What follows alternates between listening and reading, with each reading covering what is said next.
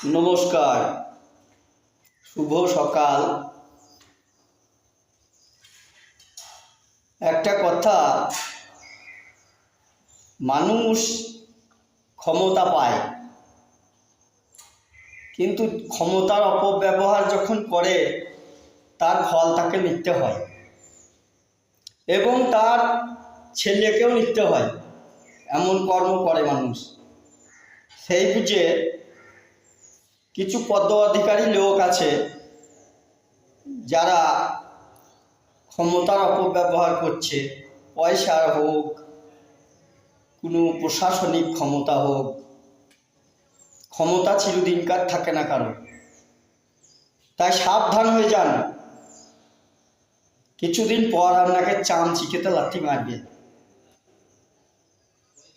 আমার কথাটা খারাপ হলেও একদিন কাজে লাগবে, দৌড়েও ভেড় পাবেন না।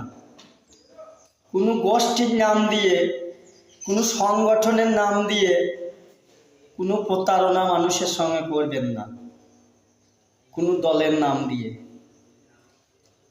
সেটা আপনার একদিন ক্ষতির কারণ হয়ে দাঁড়াবে। নমস্কার বন্ধুরা, আবার আসবো পরে।